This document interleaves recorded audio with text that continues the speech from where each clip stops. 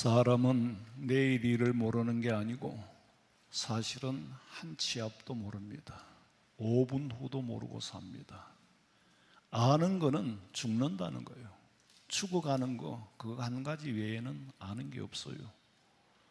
여러분들도 50년 전에는 소년이었고 유아였고 유년기였고 청년기를 지나가지고 장년에 이르러 또한 노년에 이르렀습니다. 가고 있는 거예요. 근데 모르고 간다는 거죠. 지금 세상에서 일어나는 것은 전쟁만이 아니라 사실은 기후 문제가 더 심각합니다. 2003년인가요? 파리에서는 2만 5천 명이 죽었잖아요. 더위로. 여러분 아시다시피 유럽에는 이 건물이 벽으로 돌로 만들었어. 한파가 옛날에 많았기 때문에 보온을 위해서 만들었는데 지금 이걸 달고 놓으니까 완전히 찜통이에요. 여름에도 문을 열어도 후끈한 바람이 들어오지 시원한 바람이 안 들어온다는 거죠. 그러다가 에어컨까지 없으니까. 우리나라가 문명으로 보면은 선진국이에요. 문명으로는 지상에서 최고의 선진국에 사는 줄로 틀림없이 그런 줄로 아시기 바랍니다. 예. 하나님이 이 나라에 복 주셨어요. 참 무섭게 변하는 지구 환경, 거기에다가 또한 전쟁이 끊어지지 않고, 사실은 전쟁보다 더 무서운 게 기후변화예요. 지구의 종말을 알리는 거니까. 인간의 힘으로 막을 수가 없으니까. 이런 마지막 시대에 사는 이 시대에 예수님께서 시간과 공간을 초월해서 오늘도 우리에게 계시의 말씀으로 다가올 미래를 보여줍니다. 그 시체계의 큰 그림을 보여주는 거죠. 우리가 내 체계라 그러면 내 안에, 외 체계는 내 밖에 있는 거예요. 가족도 외 체계고 친구도 외 체계고, 그 다음에 미시 체계가 이제 가족이라면 외 체계는 좀 더 친구고, 거시 체계는 온 세상이죠. 거시 체계가 변하면은 우리는 다 같이 움직일 수밖에 없어요. 그게 무서운 거죠. 계시록 1장 1절 보세요. 예수 그리스도의 계시라. 이는 하나님이 그에게 주사 반드시 속히 일어날 일들을 그 종들에게 보이시려고 그의 천사를 그 종 요한에게 보내어 알게 하신 것이라. 요한에게 뭐라고요? 반드시 그리고 속히 일어날 일을 기록하라 그랬어. 스칼라십 밤무섬에 있을 때 천사로 통하여 요한의 마음을 일깨워 빨리 먹과 붓을 가져오너라. 하나님이 내게 계시하고 계신다. 그걸 받아 쓴 것이 요한계시록입니다. 8절에 보니까 나는 알파와 오메가라. 이 말씀을 계시하라는 분, 계시하라는 그분의 존재를 설명하기를 나는 알파 시작이요 끝이다. 나는 이제도 있고 전에도 있었고 장차 올 전능한 자라. 그분이 요한에게 계시를 주신 거예요. 1장 19절에 그러므로 네가 본 거 과거지요, 지금 현재 있는 일과 장차 되어질 일까지 기록하라. 이 세상의 미래에 일어날 일을 예언한 예언가들이 많지요. 그러나 그 예언은 적중하지 못했습니다. 그런데요, 성경은 참 여러분 한번 생각해 보면은 여기는 신학교가 아니니까 다는 체계적으로 공부는 할 수 없는데 2600년에, 그러니까 BC 24년부터 2400년부터, 그러니까 AD 거의 90년까지 요한계시록 기록은 사실은 요한 1, 2, 3서가 마지막이죠. 약 100년, 그러니까 2500년 어간의 기록이 됐어요. 이 계시를 받아 기록한 사람의 숫자만은 약 40명 가까이 돼요. 어떤 서신은 누가 썼는지를 모르는 것도 있고. 그런데 2500년 동안 세워진 40명이나 쓴 한 자리에서도 아니고 한 날도 아닌데 각기 받은 계시를 기록했는데 이것이 하나도 퍼즐이 틀리는 게 없다는 거예요. 창세기 때에 여러분 모세가 있었습니까? 모세는 그 후의 사람이에요. 그런데 어떻게 하나님이 천지를 창조하신 걸 알까? 모세에게 계시로 영감을 주신 거잖아요. 그래서 모세가 받아 적은 게 모세 오경이에요. 창세기, 출애굽기, 레위기, 민수기, 신명기. 참 신비한 일이에요. 하나님의 비밀이죠. 사람들이 지금까지 예언을 했지만 전부 틀렸으나 구약의 예언이 오시리라는 메시아가 정확한 그날 그 시에 오셨고 정확한 그날 그 시에 그 방법으로 기록된 방법으로 죽었다는 거. 이미 우리 성도들은 계시록을 옛날에 공부할 때 다 배웠잖아요. 성경에 있는 거 맞추어 보니 하나도 틀리지 않는다.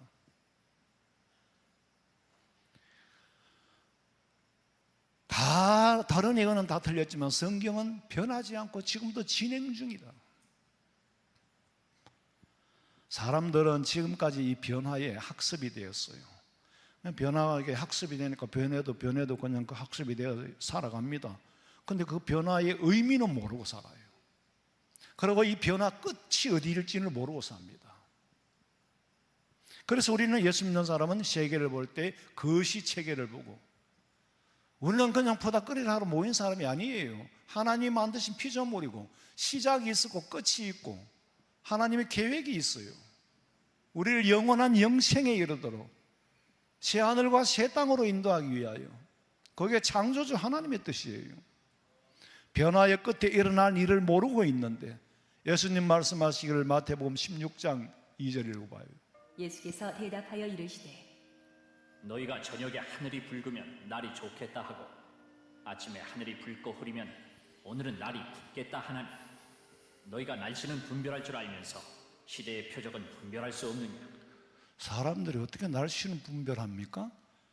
저녁에 하늘이 붉고 색깔을 보고 하늘 빛깔을 보고 오늘은 날이 굳겠구나. 옛날에 제가 어릴 때는 별로 라디오도 없는 시절이었고 있었다 해도 어른들이 그래요. 저녁 하늘이 붉으면 뿔새라 그러대.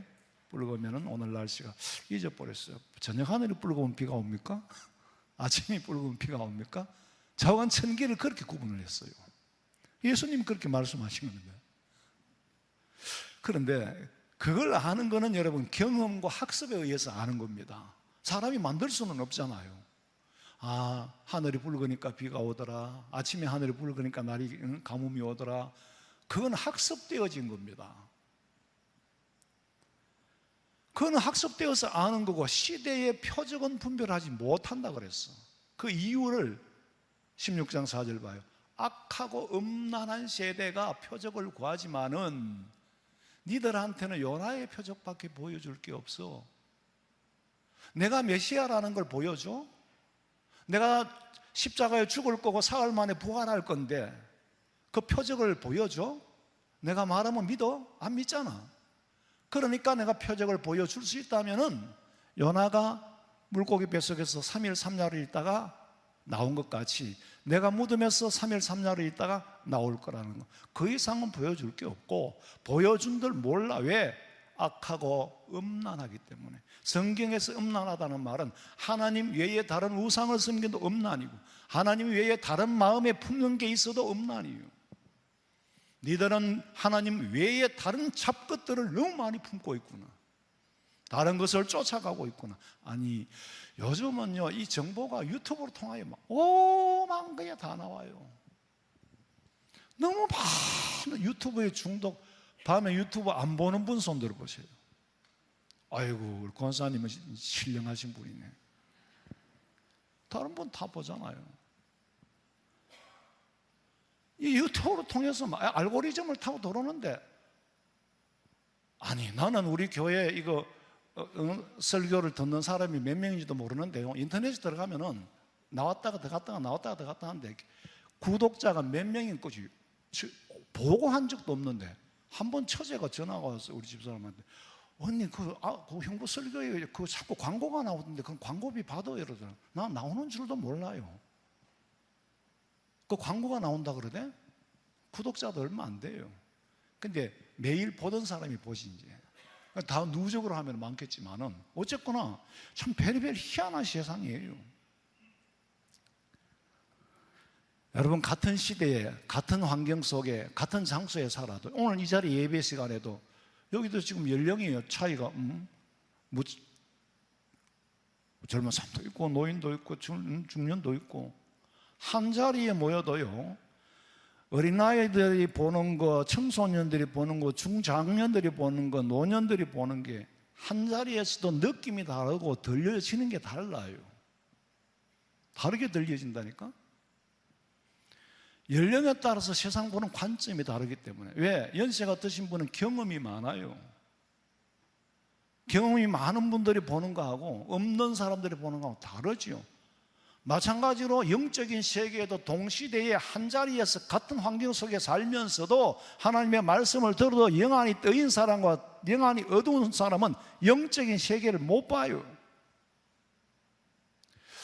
참 신기한 건 지난주에 등록하신 분인데 교회 오니까 너무 좋다는 거예요. 뭐가 좋은지 모르겠어. 표현을 못 하겠대. 좋아하니까. 저는 새로 오신 분이 이제 새 신자가 왔으니까 굉장히 부담되잖아요. 어떻게 해야만 알아들을 수 있을까? 어떻게 하면 저분이 알아들어야 다른 사람이 다 알아듣는데, 그걸 알아듣게 하는 그게 다 고민이에요. 그런데 성령이 역사하니까, 영안이 뜨이니까 하나님의 말씀이 그 속에 담기고 마음이 평안이 오고, 이렇게 좋은 데가 세상에 어디 있는 줄 몰랐대요. 천년기념물이에요. 교회를 한번 안 가봤다는 거예요. 천년기념물이지. 좌우간 한 자리에 있어도 느낌과 해석은 다 달라요. 백세 인생을 쓴 김형석 교수님이라고, 그분은 철학과 교수지요. 그분이 하는 말은 인생이 65세에서 70세가 황금기라 그래요. 사회적으로는 이미 노년기라고 규정하는 60, 70대를 황금기로 보는 거예요. 그분이 100세 이상을 살아보니까 그때는 황금기라는 거지. 자기 기준에서는 황금기예요. 사회가 규정하는 노년기하고 다르다는 거예요. 우리 예수 믿는 사람은 나이가 얼마나 많든 적든 간에 내가 주님 안에 거하고 주님이 내 안에 살아 계시어서 믿음 준비할 수 있는 그날까지가 황금기인 줄로 믿으시기 바랍니다. 나머지는 소용없어요. 정신이 없고 의식이 없으면은 어떻게 믿음 준비하겠어요? 믿음 준비할 수 있는 오늘 말씀 잘 듣고 새기시고 분명한 세계관을 가지고 분명한 인생관을 정리하고 하나님 앞에 부끄러움 없이 아무 생각 없이 살다 온 사람 되지 말고 하나님 앞에 분명히 할 말을 가지고 손과 발에 그리스도의 흔적을 보여줄 수 있는 분들이 되기를 간절히 소원합니다. 젊은 자의 영화는 그 힘이고 늙은 자의 아름다움은 백발이라 그랬어. 잠언 20장에 보면은 죽음 전후에 천국의 소망이 있는 사람에게는 백발이 서글픔이 아니에요. 백발은 아름다움이에요. 하나님 앞에서는 세상 지위나 명예, 권력, 상급 받는 데는 하나도 참고하지 않습니다. 오직 네 손과 발에 그리스도의 흔적이 있느냐 없느냐. 바울은 오직 천국을 준비하며 천국에서 받을 상급을 위하며 평생을 살다가 순교를 선물로 받았어요. 순교 아무나 하는 거 아니잖아요. 순교를 선물로 받았어. 디모데후서 4장 7절에 보니까 나는 선한 싸움을 싸우고, 나는 나쁜 싸움을 싸운 게 아니라 주님의 편에서 악한 것들과 싸웠다는 거예요. 평생을 나의 달려갈 길을 마치고 믿음을 지켰으니 8절 봐요.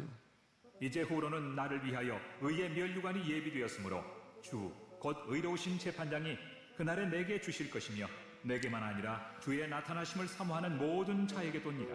바울에게만 주는 것이 아니라 주님을 사모하는 모든 자에게 같이 준다는 거예요. 그래서 바울은 로마에서 순교를 당하는데 목베임을 당했잖아요. 작두로. 그 목이 3번 튀었어. 그걸 터에다가 바울 순교 기념교회를 지었어요. 로마의 사형 방법은요, 십자가가 아닙니다. 예수님이 로마 법에 의해서 십자가를 졌지만은 사형 틀은 십자가는 로마 법은 아니에요. 로마는 목베임을 통해서 사형을 하지 십자가에 매달지는 않아요. 뭐 이러나 저러나 사형은 사형인데 그 문화를 알고 이해를 해야 돼요. 로마 법에 의해서 죽었으니까 로마 법도 아니죠. 유대법도 아니요. 그게 뭐요? 인이퀄리, 불법에 의해서 죽었어요.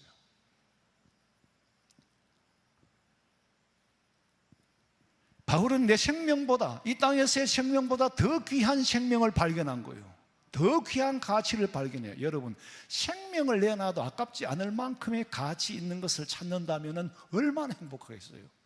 예수님 말씀하시기를 진주를 두고, 진주를 발견한 사람이 지 모든 것을 갖다 바치지 않겠느냐, 보화를 발견한 사람이 모든 것을 갖다 바치지 않겠느냐. 아니 목사님, 진주를 발견했다고 다 바쳐요? 그래, 좋아. 내가 진주를 갖고 있어. 너 얼마입니까? 너 얼마 갖고 있어? 5,000원이요. 그거밖에 없어? 아니요, 집에 통장에 돈이 있지. 얼마요? 5천만 원이요. 그거 갖고 와. 그거밖에 없어? 아니, 집도 있죠. 집 팔아 갖고 와. 그거 너무 비싸잖아. 비싸면 사지 마. 누가 삽니까? 다 갖다 바쳐도 아깝지 않을 만큼 귀한 보석을 보석으로 볼 줄 아는 사람이 사는 거예요. 어떤 사람이 왔어요. 그거 얼마예요? 네가 얼마 있어? 500원밖에 없습니다. 더 없어? 아니요. 먹고 죽으려고 그래도 또 500원 이상은 없습니다. 그런데 꼭 사고 싶습니다. 야, 그건 너 전 재산이잖아. 전 재산이라도 나는 사고 싶습니다. 그럼 네가 가져. 믿음은 보화예요. 값에 의해서 결정되는 게 아니에요. 전 재산을 갖다 바치지 않겠느냐? 그렇다고 교회에 재산 갖다 바치라는 말씀이 아니에요. 예수는 누가 믿느냐? 믿음보다 더 귀한 것이 없는 줄로 아는 사람이 믿는 거예요. 할렐루야. 금보다 귀한 거. 바울은 세상에 자기 목숨보다 믿음이 더 귀한 줄로 알고, 이 목숨 바쳐서 영원한 영생을 얻기 위해서 목숨을 바친 거예요. 세상 사람들은 세상에 보이는 게 전부니까 생명 바쳐서 살 만큼 가치 있는 물건을 발견하지 못했어. 찾아내지 못해. 지금도 구원의 가치를 모르는 거는, 왜 구원의 가치를 모르느냐? 구원을 모르는 게 아니고 천국과 지옥이 있다는 걸 모르기 때문에 구원을 모르는 거예요. 예수님의 제자들이 주님, 예수님, 세상 끝에는 무슨 일이 있고 어떤 징조가 일어나겠습니까? 그렇게 물을 때 예수님 말씀하시기를 사람의 미혹을 받지 않도록 주의하라. 사람의 미혹이 뭡니까? 23절 봐요. 그때에 사람이 너희에게 말하되 보라, 그리스도가 여기 있다 혹은 저기 있다 하여도 믿지 말라. 거짓 그리스도들과 거짓 선지자들이 일어나 큰 표적과 기사를 보여 할 수만 있으면 택하신 자들도 미혹하리라. 미혹하는 자, 적그리스도, 거짓 선지자, 이들이 뭘 타고? 흰말을 타고. 흰말은 우두머리죠. 적그리스도, 그리스도를 대적하는 우두머리. 그게 흰말은 적그리스도예요. 백마는 달라요. 하늘의 군대 미카엘 천사들이 타고 오는 거라 그랬어. 계시록 19장 14절 봐요. 하늘에 있는 군대들이 희고 깨끗한 세마포 옷을 입고 백마를 타고 예수님을 따르더라. 백마와 흰말은 다릅니다. 지금도 사탄의 졸개 적그리스도는 세계를 하나의 경제 공동체를 만들어서 통치하기 위해 정치 세력을 뭉치는 것이 아니라 그 전에 우선에 거짓 종교를 하나로 뭉치는 거예요. 세계의 거짓 종교를 하나로 뭉치는 게 더 힘이 있으니까. 아니면 다 세계를 어떻게 하나로 뭉쳐요? 유엔이 뭉쳐도 힘이 없어요. 거짓 종교들이 한테 뭉치는 거예요. 그들로 통하여 통치 수단으로 사용하기 위해서 짐승표를 만들어서 그 짐승표를 어디에 쓰느냐? 결제의 수단으로 쓰는 거예요. 여러분, 누가 뭐라 그래도 경제가 정치를 합니다.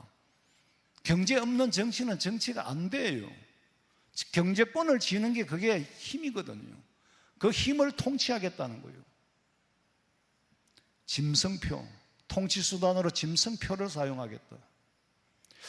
이미 우리는요, 모두에게 굉장히 편리해요.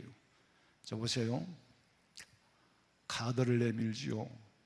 그 다음에 카드도 꺼내기 귀찮으니까 이제 휴대폰에 이제 찍으면 돼요.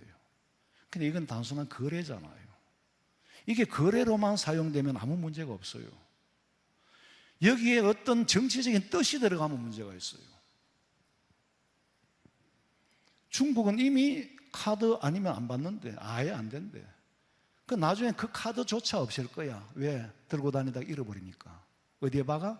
손이나 이마에 박는다고 그랬어요. 기술은 이미 발전이 다 돼 있지요. 홍채 안면 인식 다 돼 있잖아요. 너 그거 받아야 결제가 돼. 현금 안 받아. 카드, 휴대폰 안 받아. 그거 받아야 돼. 그럼 나는 이건 틀림없이 짐승표인데. 그럼 나는 못 받아. 그럼 난 경제생활에 어려움을 당해도 난 안 받겠다. 그 안 받는 거 감당하기 쉬울까? 받고 난 다음에 받는 벌이 더 쉬울까? 한번 깊이 생각해 보세요. 카드든지 휴대폰이든지 짐승표, 결제 자체가 짐승표는 아니에요. 그 자체가 짐승표는 아니에요. 왜? 아직은 통치수단으로 삼고 있지는 않기 때문에. 그러나 그 표를 받지 않으면은 여러분 쉽게 말하면은 인증번호라는 게 날아오잖아요. 그게 아니면 아예 개통이 안 되는 거예요. 그걸 이제 어디에 있냐? 손이나 이마에 심는다 그랬어. 계시록 9장 4절 보세요. 그들에게 이르시되 땅의 풀이나 푸른 것이나 각종 수목은 해하지 말고 오직 이마에 하나님의 인침을 받지 아니한 사람들만 해하라. 하시더라. 하나님이 주신 이마에 받은 표는 그 표가 있는 사람은 그 인을 여러분 소 키우는 데 보니까 도장을 벌겋게 달아가 소 덩어리에다가 탁 찍어버려요. 그게 내 거라는 거지. 이마에 아니 귀에다가 찍대. 그게 인이잖아요. 하나님에게 인 맞은 사람, 하나님에게 인 맞은 사람은 해하지 마라. 왜? 내 거니까. 여러분은 하나님 앞에 인 맞으시기를 주님의 이름으로 축원합니다. 그러나 짐승표는 받으면 안 돼요. 16절. 그가 모든 자, 곧 작은 자나 큰 자나 부자나 가난한 자나 자유인이나 종들에게 그 오른손에나 이마에 표를 받게 하고 누구든지 이 표를 가진 자 외에는 매매를 못하게 하니 이 표는 곧 짐승의 이름이나 그 이름의 수라. 지혜가 여기 있으니 총명한 자는 그 짐승의 수를 세어보라. 그것은 사람의 수니 그의 수는 666이니라. 제가 어릴 때도 666이라는 말들을 들었어요. 그런데 아무도 해석하는 사람이 없었어요. 그때는 목사님들이 무식해서 그래요? 그런 게 아니지요. 하나님은 때에 따라서 계시를 열어 보여줍니다. 내가 똑똑해서가 아니고 하나님께서 때에 따라서 여러분 또 이상하게 생각하지 마세요. 목사님 자다가 뭘 받는 그런 게 아니에요. 성령께서 말씀을 읽을 때 깨달음을 주시는 거죠. 그리고 이 말씀으로 시대를 진단하는 거예요. 그럼 성경이 틀림없이 맞아떨어지게 돼 있어요. 세상이 성경 안에서 이루어지기 때문에 짐승의 표가 있다 그랬어요. 문제는 이미 사용하는 거는요. 아이고, 나 휴대폰 잃어버려가 결제도 못하고 카드 잃어버려가 아무것도 못했네. 이거 잃어버리면 큰일 나. 근데 그 잃어버리면 아무것도 안 되잖아요. 이마에 새겨주겠대. 손에 새겨주겠대. 내가 살아있는 동안에는 아무것도 안 갖고 다니줬대. 그거 이용하면 얼마나 좋겠어. 그것만 해. 이거 외에는 안 돼. 그러면 그때 그건 뭐예요? 짐승표입니다. 지금 카드가 짐승표입니까? 휴대폰이 짐승표예요? 아니지요. 근데 마지막에 이제 그 표를 가지고 통치수단으로 삼는 거예요. 짐승의 백성들은 그 표를 받고 편리하니까 가겠지요. 그때 우리는 이게 짐승표구나. 그게 대환란 때 오는 거라는 거지. 그럼 그걸 이기지 못할까? 당연히 이기지요. 매매를 못하게 한다 그랬죠.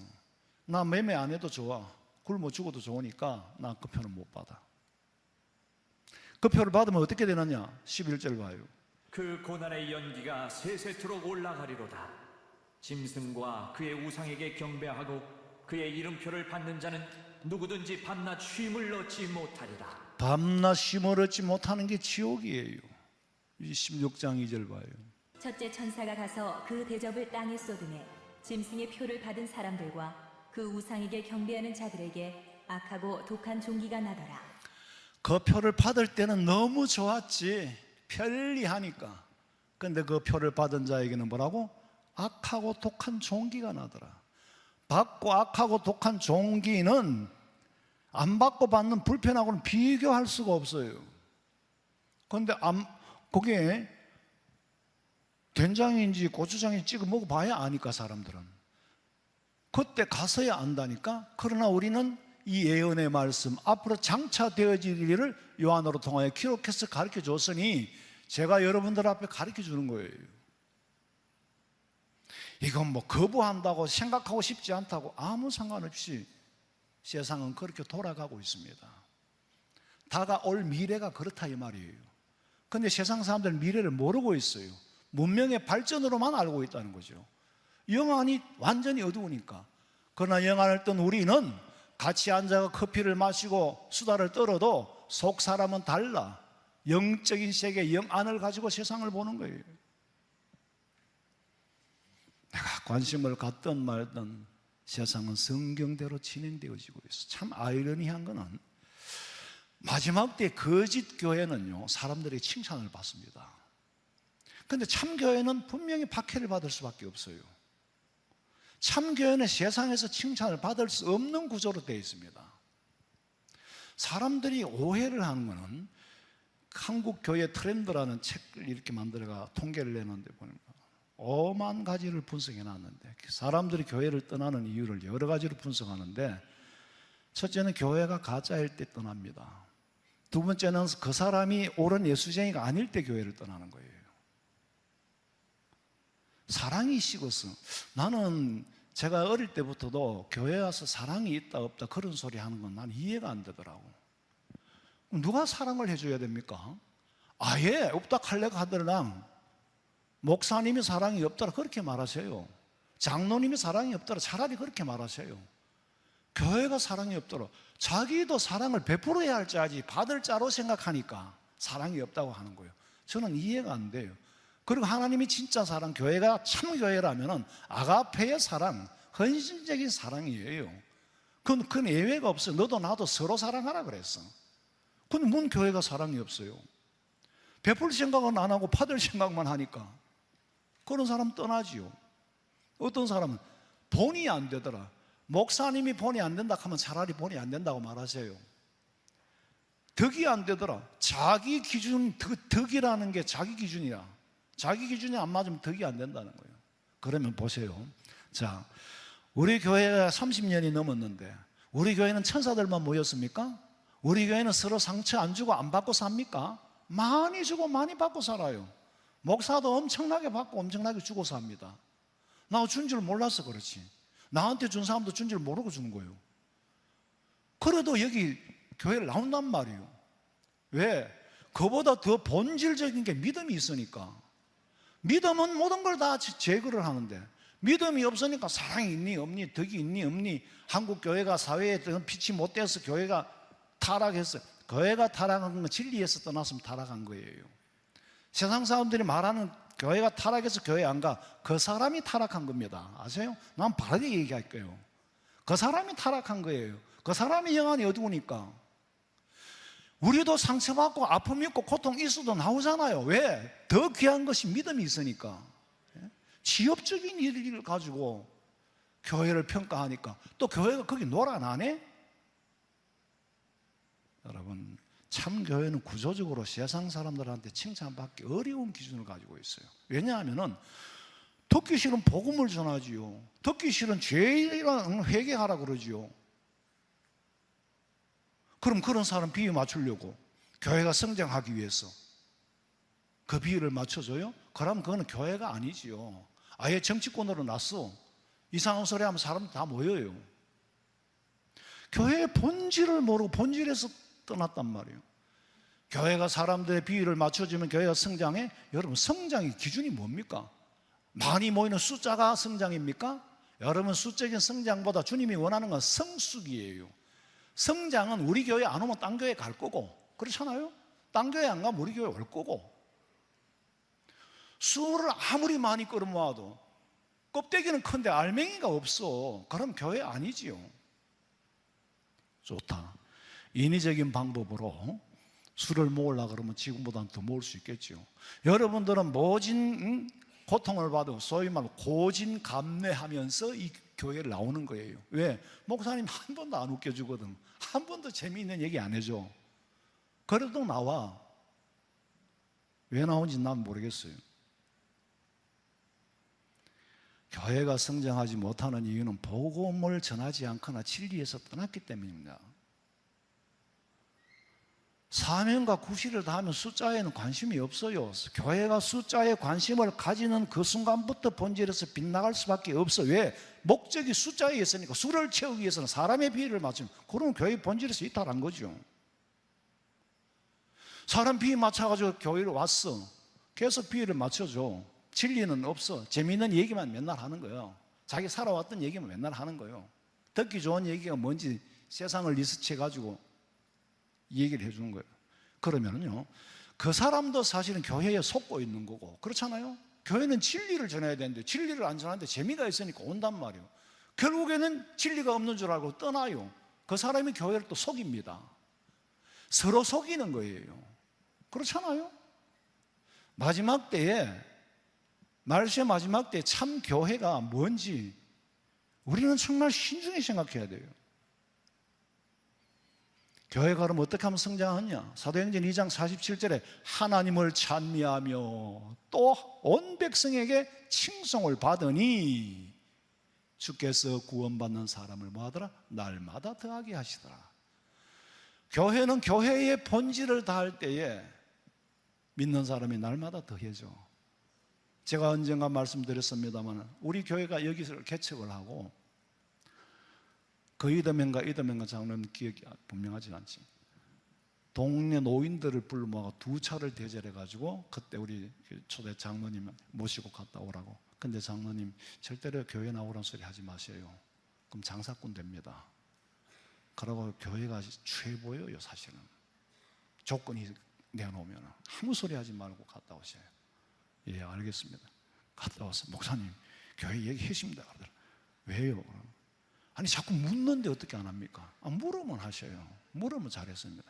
이게요, 그분들이 지금 교회를 나오든 안 나오든 간에 우리는 우리 할 일을 했기 때문에 그 가서 예수 믿어서 결국 예수쟁이들이 교회 나오라고 이거 끌어모았구나. 그런데 거기에 못 미치는 거예요.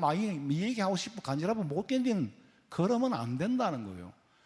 그러면 그걸 도구로 수단으로 난 수단으로 삼은 게 아니고 이 동네에 새로 교회가 뭐 이사 온 것도 아니고 시작했으니까 인사라도 어른들한테 해야 한다는 그 마음으로 한 거예요.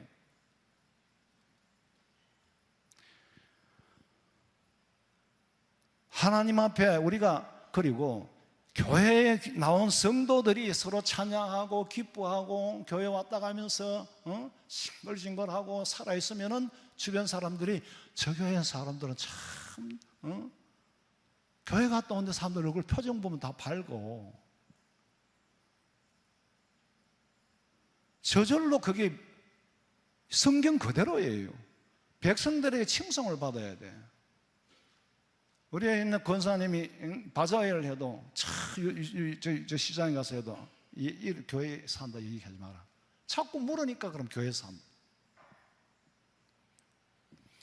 어떻게 그런 힘을 가지고, 그 교회는 교회도 개척교회인데 말이요, 옛날에 철공사단데 이상하게 자꾸 교회를 자랑한대. 성도들이 우리끼리 재미있으니까. 그러면은 교회가 구원받는 사람을 더하게 해요. 그럼 구원받을 사람을 모아야 되고 구원받을 자에게 말씀을 먹여야지. 수의 목적을 두는, 그러면은 아무것도 안 돼요. 목회자는 영혼 구원에 전력해야 되고 의사는 병 고치는 일에 미치면 물질은 따라오게 돼 있어요. 선생님은 가르치는 일에 미치면은 생활은 하게 만들어줘요. 그게 사명이란 말이에요. 교회가 뭐 선물 공시를 아무리 충족시키려도 충족 못 시켜요. 결국 떠납니다. 좀 별개의 얘기입니다. 좀 다른 얘기인데, 옛날에는 교회 행사하면요 타올을 주면 고맙다고 받아갔어요. 왜? 타올이 귀했으니까.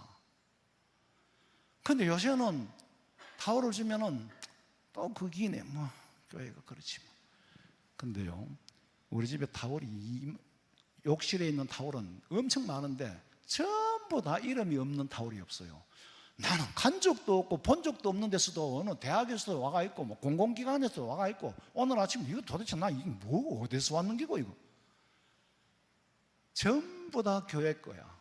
우리 교회 거 하고 나면 그 가간 게 아니고 각 교회 행사 가면 다 타올 주잖아요. 그걸 모아봐요. 그냥 타올을 시시하게 생각해. 그래가지고 그 다음에는 이제 우산을 주는 거예요. 우산이 귀할 때는 우산도 이제 발전한 거죠. 근데 자꾸 주니까 시큰둥해요. 근데 우산이나 타올이나 주면 시큰둥하면서도 받아가긴 해요. 왜? 안 받아가면 손해니까. 선물 결정하는 게 당회가 그 힘을 쏜다. 아래 당회가 먼저 했어요. 목사님이 전화했었고 내 보고 전화하라 하면 내가 더 스트레스다. 행사마다 장단점이 있거든. 총력 전도주의를 우산 줘도 상관없어요. 그런데 임직식에는 사람 이름이 들어가기를 좋아해요. 그러면 나 우산에 그 이름 어떻게 다 새기나? 안 돼, 그거는. 아니, 떡을 주면은 여전히 노인들은 떡 먹지 젊은 사람 누가 떡 먹나? 케이크를 주면은 아들이나 먹지 어른들이 누가 이런 거냐? 그건 뭐야란 말이오, 그러면. 그런데 에너지를 다 쏟게 하니까, 그것 때문에 시험에 들고 스트레스 받게 하니까 본연의 일을 못해요. 여러분, 선물이 선택의 문제입니까? 저는 그렇게 안 봐요. 물건이 너무 흔해요. 물자가 너무 흔해서 생긴 문제예요. 예? 그렇잖아요. 물자가 너무 흔해서 생기는 일이야. 저는 사고가 좀 독특하기 때문에 형식 이런 거는 엄청 싫어하거든. 그런데 또 이 사회가 형식이라는 틀을 갖고 있어야 또 모양을 담아내니까 하는데, 무슨 내가 시험에 들까 봐 또 말 다 못하겠네. 내가 은퇴하고 나면 얘기할게요. 안 그러면 대반 따지면 또 때려지기도 못하고. 근데 저간에 교회가 지금 에너지를 어디에 흡입하고 있느냐는 거예요. 그러면서 그러니까 사람 비위 맞추니까 성령은 떠나요. 근데 교회는 정작 당회를 해서 성령은 떠나도 좋아. 사람은 떠나면 안 돼. 여러분, 성령이 떠나면 사람이 떠나게 돼 있어요. 어떤 사람이? 오리지널 예수쟁이는 성령이 떠나면 교회를 떠납니다. 가짜만 남는 거예요. 쭉쟁이만 남는 거예요. 그런데 쭉쟁이에 더 관심이 많아. 왜? 일단은 눈에 보이는 수니까. 그럼 그 사람들도 결국에는 떠납니다. 사람이 떠날까 봐 조바심을 내는 거예요. 성령이 떠날까 봐 조바심을 내야 되는데, 우리 교회는 사람은 떠나도 성령 하나님이 임재하시기를 주님의 이름으로 축원합니다. 교회가요, 봉사 좋지요. 우리도 합니다. 가죽우산도 봉사고 딩딩딩도 봉사고 봉사예요. 그게 나쁘다는 게 아니에요. 서울에 어디에 보니까 밥을 길거리에서 노숙자들한테 퍼주는 목사님이 계셨어. 이 책도 많이 쓰고 책을 써야 인기도 있고. 저 사람이 진짜 목사라는 거야. 목사 맞지요. 근데 목사 본연의 일은 안 하고 있어요. 안 하는 게 아니고, 내가 만약에 토요일 날 우리 집사람하고 개척할 때부터 장보러 댕겼다면은 교회가 되겠어요? 장보러 댕기는 분은 거기에 사명이에요. 나는 그 시간에 말씀 준비하는 거예요. 제가 토요일 날 가끔씩 식당에 거쳐가 목욕실 올라가는데, 우리 권사님들은 밥 해주려고 이렇게 땀을 흘리는데 그 밥 먹으러 오는 분은 아니잖아요. 여러분은 말씀 먹으러 오잖아요. 그렇게 밥을 해주면 나는 하나님의 말씀을 그만큼 연구해서 먹여줘야 되잖아요. 말씀 먹으러 오지 밥 먹으러 오는 거 아니잖아요. 그러나 또 밥도 먹어야 되니까 그렇게 한단 말이에요. 각기 할 일이 달라. 교회가 본질에서 떠났어. 그럼 결국에는 밥은 실컷 퍼줬는데 알고 보니까 그 속에 진리가 없는 거예요. 그러니까 어떻게 되는지 아시죠? 여러분, 목사가 해야 될 일이 뭔지를 알아야 돼요. 영혼 구원을 목적을 두고 거기에 초점을 둬야 돼요. 교회가 존재하는 이유가 그거잖아요. 그러니까 예수님 말씀하시길 인자가 올 때 참 믿음을 보겠느냐. 누가복음 18장 8절에 보니까 내가 너희에게 이르노니 속히 그 원한을 풀어주리라. 뭐야? 과부가 와서 자꾸 재판장한테 해달라고 하는데 안 해주는데 계속 하니까 해준다는 거죠. 자, 인자가 올 때에 세상에서 믿음을 보겠느냐? 본질은 예수님의 재림을 기다리지 못하고 믿음을 포기해버린다는 거예요. 하나님 주시옵소서 안 주더라는 거예요. 포기해버린 거예요. 야, 내 때와 네 때가 달라. 나는 때를 안 놓쳐. 나는 기다리고 있는데 주려고 날짜를 정해놓고 있는데 네가 먼저 포기하고 가버려. 주님의 때를 못 기다리는 거예요. 그러니 인자가 올 때 믿음을 보겠느냐. 28절에 보니까 진실로 진실로 너희에게 이르노니 여기 써 있는 사람 중에 죽기 전에 인자가, 예수님이 그 왕권을 다이 킹덤 컴, 주님이 다스리는 나라를 볼 수 있는 자도 있다. 계시록 6장 2절에 보세요. 이에 내가 보니 흰 말이 있는데 그 탄자가 활을 가졌고 면류관을 받고 나아가서 이기고 또 이기려고 하더라. 이기고 또 이기려고 하더라. 뭐 때문에 이기고 이기려고 합니까? 이기는 자는요, 이기려고 해야 안 써도 이겨요. 이기려고 하는 것 자체가 이미 진 거예요. 질 자들이 이기려고 발부둥치죠. 이기지 못할 흰말이, 적그리 수도가, 사탄의 졸개들이 이기려고 하지만은 결국에는 질 자들이요. 무기를 가져도 이길 무기가 있고 질 무기가 있어요. 골리앗은 덩치도 크고 무기도 있어, 군사도 있어. 반드시 인간적으로 보면 이길 힘이야. 다윗은 아무것도 가진 게 없어. 물맷돌 하나밖에 없어. 누가 이겼습니까? 다윗이 이겼죠. 다윗은 이길 무기를 가졌고 골리앗은 질 무기를 가졌어요. 아니, 러시아가 우크라이나를 저 일주일 하면 끝낼 줄 알았고 온 세상 사람들이 다 일주일 안에 보름 걸린다 그랬어. 4년이 넘어도 아직 끝이 안 났습니다. 이길 무기와 질 무기가 있어. 이미 우리는 흰말의 적그리스도에 대해서 수없이 공부를 했죠. 때가 되면 그 정체를 드러내려고 합니다. 그 다음에 흰말 다음에, 적그리스도 다음에 3절 읽어봐. 둘째 인을 떼실 때에 내가 들으니 둘째 생물이 말하되 오라. 하니 이에 다른 붉은 말이 나오더라. 그 탄자가 허락을 받아 땅에서 화평을 제하여 버리며 서로 죽이게 하고 또 큰 칼을 받았더라. 붉은 말은 전쟁입니다. 무기가 쌓이면은요, 심리적으로 녹슬기 전에 어떤 수단으로든지 결국은 팔든지 사용을 합니다. 무기는 폐기 처분을 안 해요. 인류 역사의 전쟁사에 아무것도 모르고 막 주고받는갑다 싶어도 그게 아닙니다. 하나님의 경륜 안에서는 북한에도 아마 그동안에 70년 된 무기 많이 러시아에 엄청 많이 팔아먹었어 이번에. 그런데 내가 쏘니까 안 날아가. 무기가 쌓이면 전쟁이 일어나게 되어 있습니다. 무기로 장사하는 나라도 있고 녹슬기 전에 어떤 수단으로든지 결국은 팔든지 아니면 사용을 하게 되어 있어요. 그 무기를 누가 가지느냐에 따라서 선하게도 쓰이고 악하게도 쓰이지요.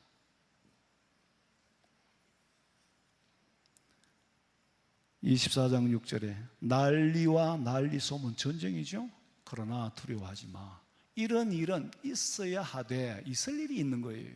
그런데 뭐라고? 아직 끝은 아니니라. 전쟁이 일어나고 3차 전쟁이 일어나고 종말이 오고 전쟁 이런 것 가지고 종말이 오는 게 아니라 그랬어. 아직은 끝은 아니니라. 뭐요? 시작이라 그랬어. 7절에 보니까 민족이 민족을, 나라가 나라를 대적하며 일어나겠고 곳곳에 기근과 지진이 있으려니. 전쟁은 반드시 기근을 몰고 옵니다. 그리고 자연은 지진이 일어난다고 그랬으니까 지진이 재난의 시작이라 그랬어. 그것이 마지막 때 일어날 재난의 시작이고 징조라 그랬어. 사람들이 보기에는 국제 정치에 따라서 어느 나라가 패권을 가지고 국익을 위해서 전쟁을 하는 것 같지만은 성경적인 관점으로 볼 때는 있을 일이 있는 것뿐이에요. 말세의 징조를 알려주는 것밖에 안 된단 말이에요.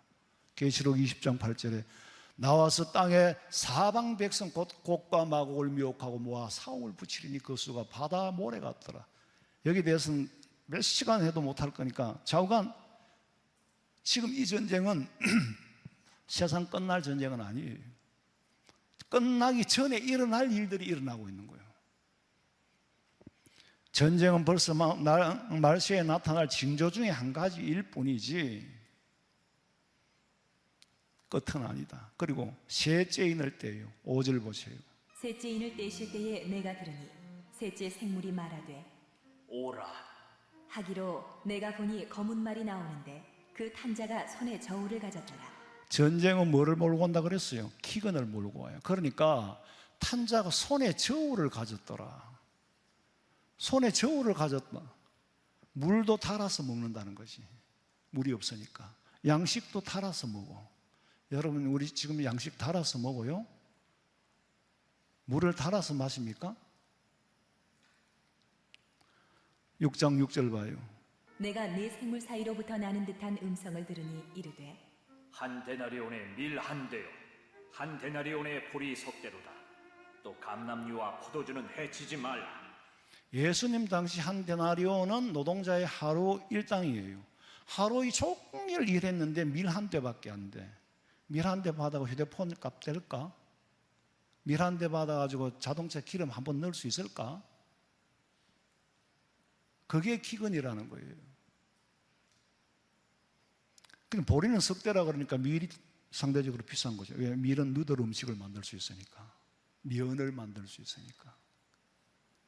이 마지막 때의 전쟁 이후에 몰고 올 금원말 기근은 지금의 인플레이션하고는 비교할 수가 없지요. 돈이, 물가가 오른 게 아니라 우리나라 돈의 가치가 없어진 거예요. 가치가 없을 때는 어떨 때 가치가 없어집니까? 그건 여러분들이 더 잘 아실 거고. 언제 끝낼 것 같아요? 지금 요한계시록 하고 있는데 3분 안에, 30초 안에 끝납니다. 우리는 지금 7봉인이 어떻게 열리는지 영안을 뜨고 오늘 셋째 인까지 뗐어요. 성령의 음성을 듣고 끝까지 믿음 잃지 않기를 주님의 이름으로 축원합니다. 살아계신 하나님, 마지막 때에 여러 가지 징조를 보여주고 요한계시록에 7인 7나팔 아버지 하나님, 그리고 여러 가지 징조들이 있지 않습니까? 별의 비밀, 촛대의 비밀, 음료의 비밀, 많은 비밀들을 아버지의 계시로 열어 보여주셔야만이 저희들은 알 수가 있습니다. 하나님, 우리 성도들이 영안을 뜨고 오직 천국의 소망을 두고 이 땅에서 믿음 흔들리지 않도록 붙잡아 주시옵소서. 다시 오실 예수님의 이름으로 기도하옵나이다. 아멘.